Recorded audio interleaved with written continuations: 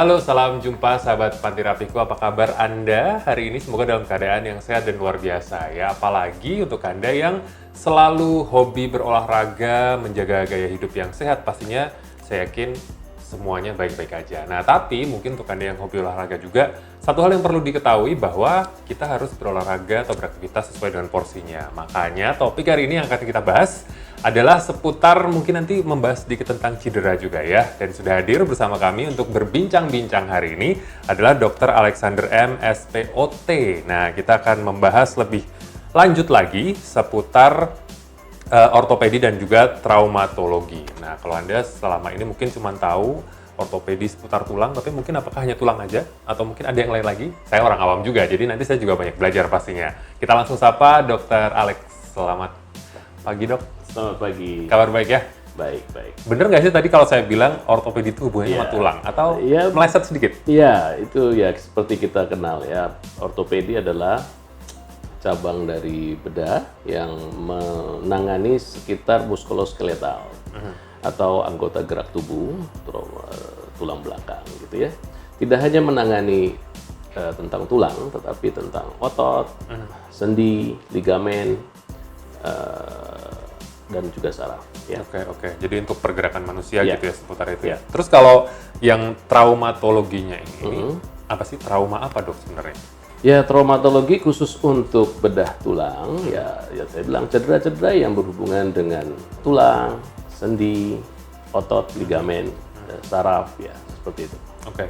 Kemudian kalau misalnya bicara tentang gangguan kesehatan, ya, gitu, apakah hanya sekedar, bukan sekedar sih ya, mungkin kayak ketika kita cedera, berolahraga atau beraktivitas, atau sebenarnya ada nggak sih penyakit-penyakit yang mungkin muncul di cakupan yang tadi, tulang, ligamen, segala macam, yang bukan karena cedera misalnya?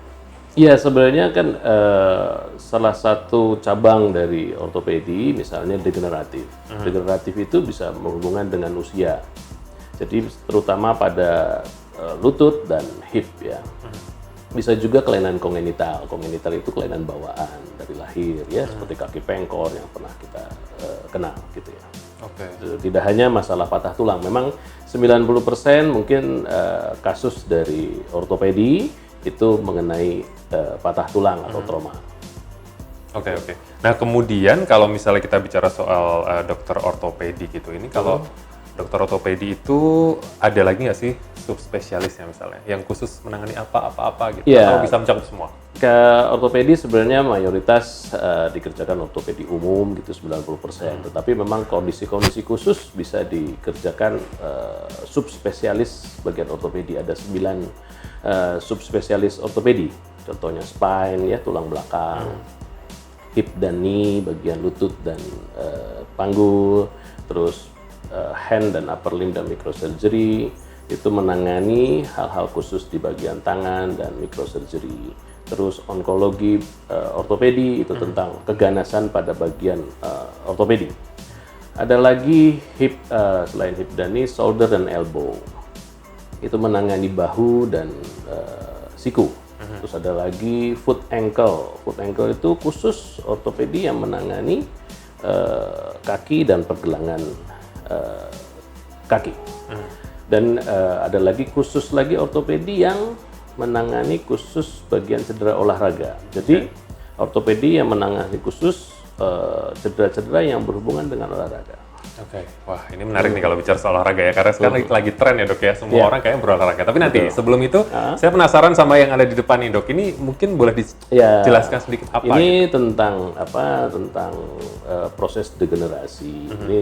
Ini kita lihat, ini lutut yang normal. Ini terjadi osteoartritis atau pengapuran sendi, ya, pengapuran sendi yang grade 1, grade 2, dan ini yang dilakukan tindakan operatif. Ini sendi panggul yang dilakukan tindakan operatif. Kalau ini yang sudah diganti sendinya seperti ini. Berarti memang sebenarnya ketika sudah degeneratif masih bisa istilahnya ditangani ya, Dok ya? Ya, bisa. Ini kalau misalnya konservatif dan operatif. Kalau misalnya sudah ditangani seperti ini, apakah akan tetap bisa bergerak normal atau terbatas? Harapannya bergerak normal. Harapannya seperti itu. Tapi apakah juga mungkin akhirnya ada hal-hal yang nggak bisa dilakukan, misalnya kayak olahraga yang berat atau mungkin lari atau apa gitu? Ya, sebenarnya untuk olahraga ringan itu bisa dilakukan, tetapi untuk untuk gerakan-gerakan tertentu mungkin tidak bisa ya seperti itu. Oke, nah sekarang ngomongin ke olahraga. Nah ini kan tadi sudah sempat kita singgung sedikit. Sekarang trennya olahraga, bukan cuma atlet. Orang awam juga kayaknya, wah lari semua gitu ya. Sepeda semua, badminton apa segala macam. Nah kalau cedera-cedera gitu dok, kasus-kasus cedera yang banyak muncul, apa dok? Sebenarnya cedera olahraga itu paling gampang dibagi dua ya, karena overuse dengan traumatik. Overuse itu karena berlebihan dalam olahraga, entah karena pemanasan atau pendinginannya yang kurang. Kalau untuk traumatik memang cedera-cedera olahraga yang karena itu ya ketika berolahraga dia ada entah itu direct trauma, entah itu indirect trauma karena berolahraga. Oke, bisa nggak sih dok menghindari cedera itu? Apakah memang dengan harus dilatih terus-menerus atau mungkin misalnya nih ada yang mulai olahraga baru ketika usia 30-an gitu. Ya. Ada kata telat nggak sih dok? Sebenarnya tidak ada kata telat ya untuk berolahraga, tetapi memang untuk menghindari cedera olahraga tentu kita satu adalah pemanasan yang cukup baik, terus dengan pendinginan yang cukup baik, juga dengan alat-alat yang cukup baik. Dalam arti gini, untuk kita misalnya bermain badminton tidak baik, misalnya memakai sepatu olahraga, sepatu bola gitu kan tidak cocok. Jadi memang harus sesuai juga sesuai dengan apa bidang yang kita geluti. Oke. Gitu.